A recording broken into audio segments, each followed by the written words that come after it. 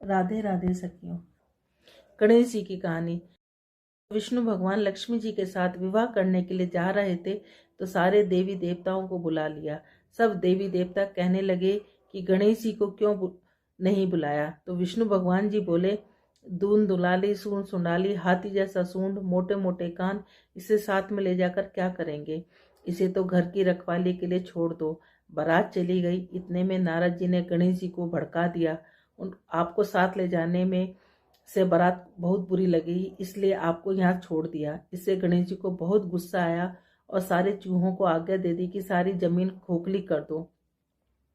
चूहों ने सारी जमीन खोखली कर दी, जिससे गणेश जी के रथ का पहिया धरती में धंस गया। सब पहिया निकालने लगे पर रथ का पहिया नहीं निकला। फिर किसान खाती को बुलाया और पहिए को हाथ लगाकर बोला कि बोलो गणेश जी महाराज की जय। तो पहिया निकल गया। तब उन्होंने कहा कि गणेश जी को मनाए बिना कोई काम सिद्ध नहीं हो सकता। आप सबसे पहले गणेश जी का विवाह रिद्धि सिद्धि के साथ करो, बाद में विष्णु भगवान का विवाह लक्ष्मी जी के साथ करो। गणेश जी महाराज ने जैसे भगवान के कार्य सिद्ध किए वैसे हम सबके करें। बोलो गणेश जी महाराज की। एक बहुत धनवान साहूकार था जिसके घर धन की आदि की किसी की कमी नहीं थी, परंतु उसके दुख था कि उसके एक पुत्र नहीं था। इसी चिंता में रात दिन रहता। वह पुत्र की कामना के लिए प्रति सोमवार को और सावन के महीने में प्रतिदिन शिवजी भगवान की पूजा, व्रत और पूजा किया करता और सायकाल में शिव मंदिर में जाकर शिवजी के विग्रह के सामने दीपक जलाया करता। उसके इस भक्तिभाव को देखकर एक समय पार्वती जी शिवजी महाराज से कहने लगी कि यह साहूकार आपका अनन्य भक्त है, सदैव आपकी व्रत और पूजा में बड़ी श्रद्धा से करता है, इसकी मनोकामना पूरी करो। शिवजी ने कहा, पार्वती, यह संसार कर्म क्षेत्र है। जैसे किसान खेत में बीज बोता है वैसा ही फल काटता है, उसी प्रकार संसार में जैसा कर्म करते हैं वैसा ही फल मिलते हैं।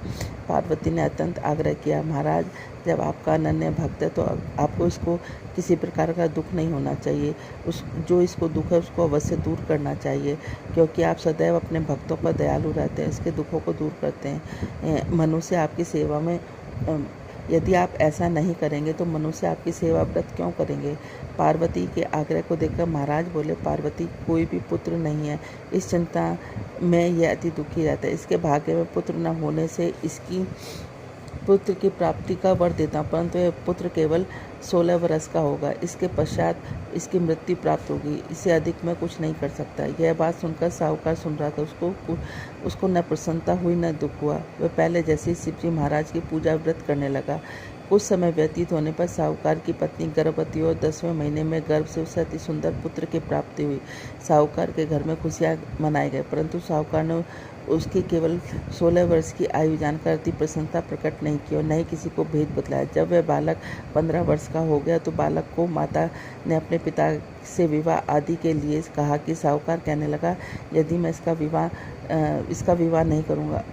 साहूकार ने कहा कि मैं अभी इसका विवाह नहीं करूँगा, अपने पुत्र को काशी पढ़ने के लिए भेजूँगा। फिर साहूकार ने अपने साले अथवा बालक के मामा को बुलाकर बहुत सा धन देकर बालक को काशी पढ़ने के लिए भेज दिया और कहा कि हर रास्ते पर तुम यज्ञ और ब्राह्मणों को भोजन कराते जाना। दोनों मामा भांजे यज्ञ करने ब्राह्मणों के भोजन कराते जा रहे थे। रास्ते एक नगर में पड़ाव पड़ा। उस नगर के राजा की बारात आई हुई थी, लेकिन वर पक्ष वाले वह भी थे, क्योंकि उनका वर एक आंख से काना था।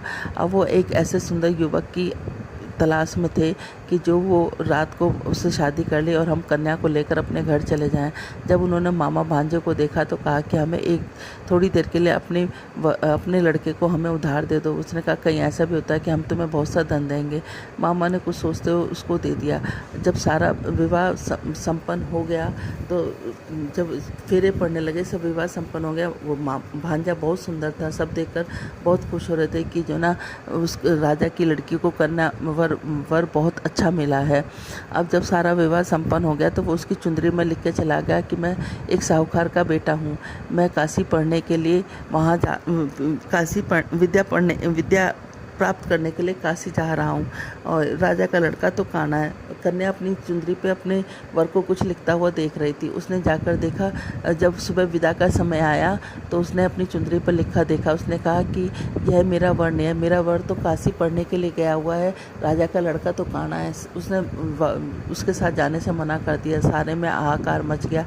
राजा ने जब सच्चाई का पता चलाया तो उसको पता चल गया कि वो तो वाकई में ही काना है। उसको भगा दिया गया। अब वो, क्योंकि उस लड़की की किस्मत में सौभाग्यवती का योग था। वो वो 16 सोमवार किया करती थी। सावन के सोमवार व्रत पूजा विधि विधान से किया करती थी और व्रत की यही कहानी वो पढ़ा करती थी। अब वो मामा भांजे काशी के लिए चलती है। काशी पे यज्ञ पूरा करने के लिए जब वापसी में यज्ञ पूरा करने के लिए कर रहे थे तो क्या नाम है, एक दिन जब वह 16 वर्ष का पूरा हो गया तो उसके सिर में भयानक दर्द उठा। उसने कहा, मामा मैं थोड़ा सा आराम करने जाता हूँ, मेरे सिर में बड़ा भयानक दर्द उठ रहा है। मामा ने कहा ठीक है। अब वो आराम करने के लिए चला गया तो वो थोड़ी देर में मामा उसको या पूर्ण आहुति देने के लिए बुलाने आया तो देखा कि भांजा तो मरा पड़ा है। उसने सोचा मैं रोऊंगा चिल्लाऊंगा तो सारा यज्ञ खराब हो जाएगा। उसने अपने दिल पर पत्थर रखकर और सारा यज्ञ और ब्राह्मणों को भोजन कराने के बाद वो विलाप करने लगा। संयोग उसी रास्ते से शिव और पार्वती जा रहे थे। इतना विलाप देखकर पार्वती माता रुक गई। उन्होंने शिव जी भगवान से कहा, देखो कौन विलाप कर रहा है। तो वो कहने लगा कि कोई विलाप नहीं कर रहा है, ये विलाप वही कर रहा है जिसको 16 वर्ष की आयु संपूर्ण हो गई। उसने कहा, नहीं, बहुत करुणा कुंदन है, मैं तो जाकर देखूंगी। जाकर देखा तो पार्वती माता उससे कहने लगी कि आपको इसको जीवित करना ही पड़ेगा। जब शिव जी भगवान ने ध्यान करा तो देखा कि इसकी शादी तो उस लड़की से हो गई जो अखंड सौभाग्यवती जिसके भाग्य में है। अब उनको उस लड़के को जीवित करना पड़ा। उस लड़की को जीवन दान देने के बाद शिव पार्वती आगे चल दिए। वो लड़का वापस जा रहा था तो वहाँ उसी नगर से गुजरने लगा तो लड़की ने और उसकी सखियों ने पहचान लिया। वो पकड़कर राजा के सामने लेके आए। राजा ने सारी बात बताई, उसे बहुत सा धन दिया और अपनी लड़की को विदा कर दिया। इधर लड़के के माँ बाप दोनों छत पर चढ़कर बैठ गए। वो कहने लगे कि हम नीचे जब भी उतरेंगे जब हमारा बेटा हमें लेने आएगा, नहीं तो हम यहीं से प्राण दे देंगे। इतने मामा नगर में पहुँचने के बाद उसने जाकर कहा कि चलो तुम्हारे बहू और बेटे आए। वो कहने लगा क्यों? वो करता है, मेरे भाग्य में तो 16 साल का बेटा था। मामा ने उसको सारी बात बताई। कहने लगा कि जो ना अखंड सौभाग्यवती लड़की की शादी होने की वजह से तुम्हारे बेटे की आयु पूरी लंबी हो गई है। अब दोनों सेठ सेठानी नीचे उतरे। उन्होंने अपने बेटे और बहू को खूब आदर सत्कार के साथ किया और कहा कि जो भी सावन के महीने में इस कहानी को रोज़ पढ़ेगा सुनेगा उसको भी अखंड सौभाग्यवती का फल मिलेगा, साथ में पुत्र पौत्र का फल मिलेगा। जैसे पार्वती माता शिव जी भगवान तुमने उसको दिया, वैसे कहते सुनते हमें और हमारे परिवार को सुनने और कहने वालों को सबको देना। बोलो भोलेनाथ की जय, माँ पार्वती की जय। शनि महाराज की जय। एक ब्राह्मण पूजा पाठ करने जाते, रास्ते में शनिचर महाराज मिले। ब्राह्मण बोला, शनि महाराज कहाँ जा रहे हो? शनिचर बोला, राजा के यहाँ लगने जा रहा हूँ। ब्राह्मण बोला, राजा के लगेगा, सारी प्रजा दुखी होगी इसलिए मेरे लग जाए। शनि महाराज बोले, कितने साल लगूंगा? ब्राह्मण बोला, 7 साल की ना उठी जाए, 5 साल की ना उठी जाए, 2.5 साल की ना उठी जाए, 1.25 साल की ना उठी जाए। जब ब्राह्मण ने 1.25 पैर की उनकी शनि महाराज की दशा उठ ली और नदी के किनारे जाकर बैठ गया। आसन बिछाकर पाठ करने लगा। नदी में 2 मतीरे बह जाए तो उसे निकालकर घोड़े के नीचे रख लिए। वह मतीरे राजा के लड़के का सिर बन गए। उसके पास जाकर शनि महाराज आए। आकर बोले कि ब्राह्मण राजा के लड़के का सिर काट कर रख लिए है। तो ब्राह्मण ने कहा, किसी से मत कहना, मेरे को शनि की दशा लगी। शनि ने 1 से कई 2 से कई सारी नगरी में फैल गई। राजा बोला, ब्राह्मण को सूली पर चढ़ा दो। सोने की गड़वाई वो टूट गई, चांदी की गड़वाई वो टूट गई, तांबे की गड़वाई वो टूट गई, लोहे की गड़वाई वो टूट गई। जब और जो गड़वाए वही टूट जाए। इतनी देर में 1.25 पैर बीत गया। राजा के लड़के खेलते खेलते आ गए। रानी बोली, महाराज ब्राह्मण को सूली पर तो न चढ़ा दिया, जाकर देखो तो सही हमारा पाप कैसे उतरेगा। राजा ने जाकर देखा, ब्राह्मण पाठ कर रहा। राजा ने पूछा, ब्राह्मण क्या ज्ञान विज्ञान जानता है? ब्राह्मणों में मैं कुछ नहीं जानता, मैं तो पाठ करने जा रहा था। रास्ते में शनिचर महाराज मिले। वह बोले, मैं राजा के लगने जा रहा हूँ। तो मैं बोला, राजा के लगेगा, सारी प्रजा दोगी इसलिए मेरे लग जाए। शनिचर महाराज ने, कितने साल की लग जाए? मैंने कहा 7 साल की ना उठी जाए, 5 साल की ना उठी जाए, 2.5 साल की ना उठी जाए, 1.25 साल की ना उठी जाए, इसलिए मैंने 1.25 पैर की ले ली। 1.25 पैर में मेरे को शनिचर ने ऐसे रंग दिखाए। अब राजा कहने लगा, इसकी दशा कैसे होती है? ब्राह्मण ने कहा, राजा सोने का, चांदी का दान, तांबे का दान, लोहे का दान, पीतल का दान करे। राजा ने कहा, साहूकार तो कर देगा, गरीब कैसे करे? ब्राह्मण बोला, तेल की डलियो, गुड़ की डलियो डकौत को दे दे, 7 बार पीपल में जल चढ़ा दे। क्या दे? शनि महाराज शनि महाराज का सोटा कभी ना आवे टोटा। शनि महाराज की घड़ी घड़ी से 70 बला टली। 7 बार पीपल में जल चढ़ाने से सारी बला टल जाएंगी। जैसे शनि महाराज उसकी बला टाली, वैसे कहते सुनते हमारे और हमारे परिवार की सबकी। राधे राधे। गजाननं भूतगणातिसेवितं कपितजम्बूफलचारभक्षणम् उमाततं शोकविनाशकारकं नमामि विघ्नेश्वरं पादपङ्कजम्। कर्पूरगौरं करुणावतारं संसारसारं भुजगेन्द्रहारं सदा वसन्तं हृदयारविन्दे भवानी सवितं नमामि। त्वमेव माता च पिता त्वमेव बन्धु च सखा त्वमेव विद्या दरिवं त्वमेव सर्वं मम देव त्वमेव सर्वं मम देव। ओम नमः शिवाय, ओम नमः शिवाय, ओम नमः शिवाय, ओम नमः शिवाय, ओम नमः शिवाय, ओम नमः शिवाय, ओम नमः शिवाय, ओम नमः शिवाय। श्रावण मास महात्म प्रथम अध्याय।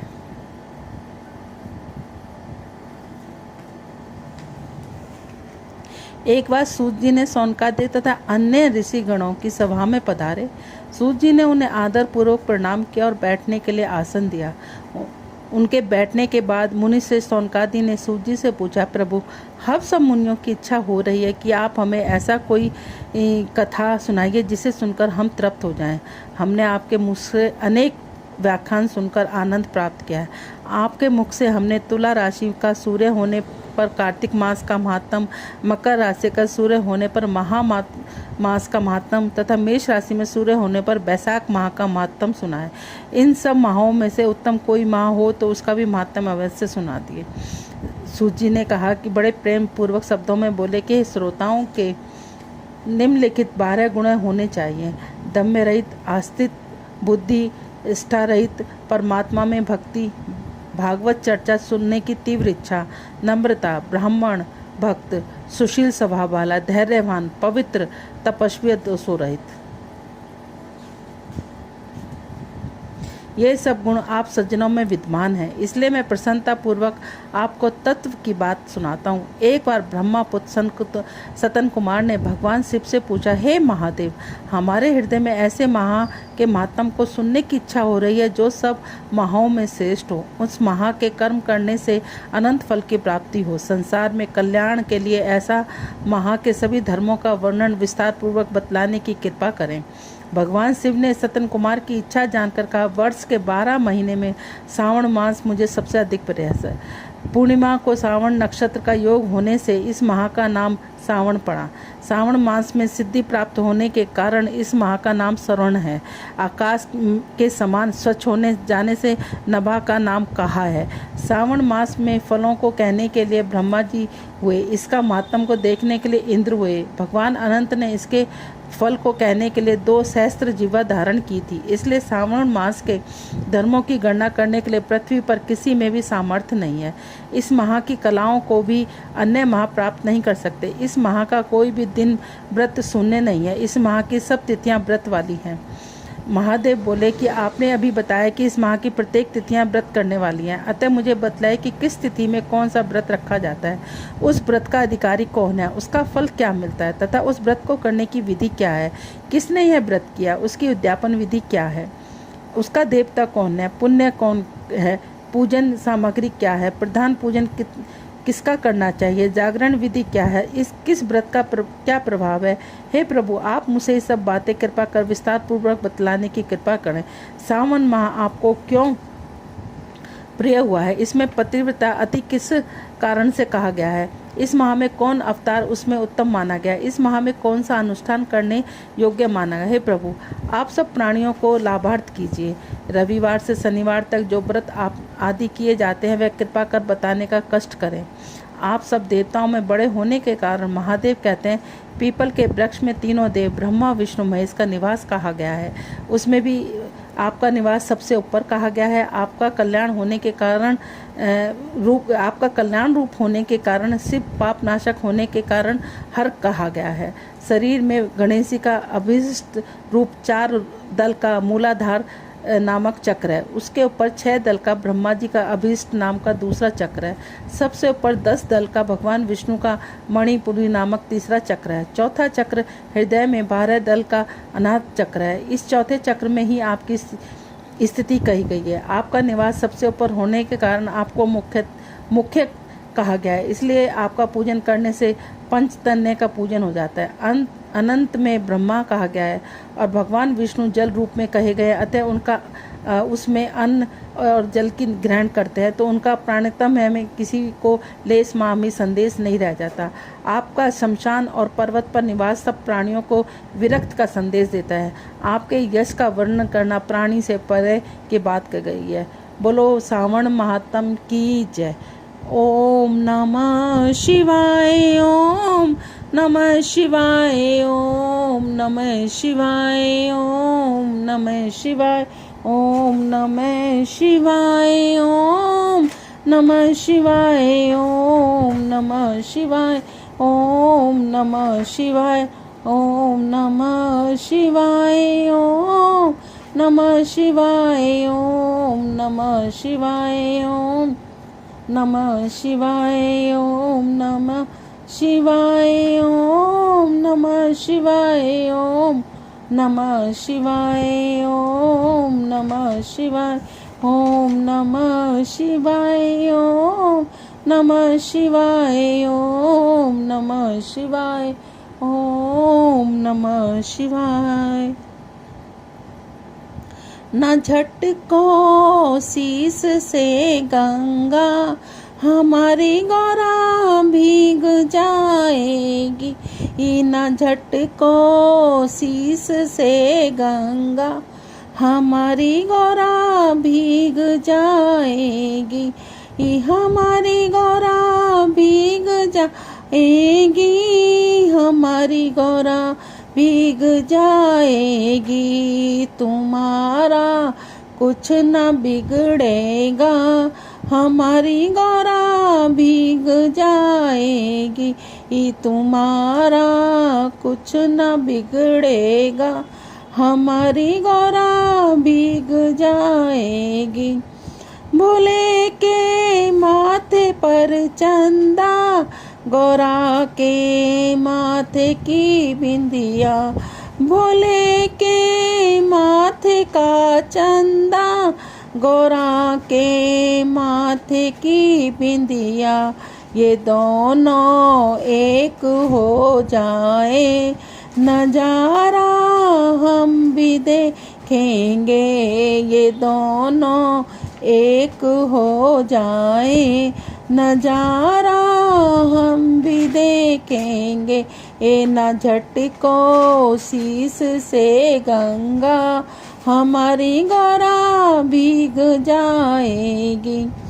भोले के सर्पों की माला, गौरा के गले का रुआ, भोले के सर्पों की माला, गौरा के गले का हरवा, ये दोनों एक हो जाए, नजारा हम भी देखेंगे, ये दोनों एक हो जाए, नजारा हम भी देखेंगे, न झटको शीस से गंगा हमारी गौरा भीग जाएगी। भोले के हाथों का डमरू, गौरा के हाथों के कंगन, भोले के हाथों का डमरू, गौरा के हाथों के कंगन, ये दोनों एक हो जाए, नजारा हम भी देखेंगे, ये दोनों एक हो जाए, नजारा हम भी देखेंगे।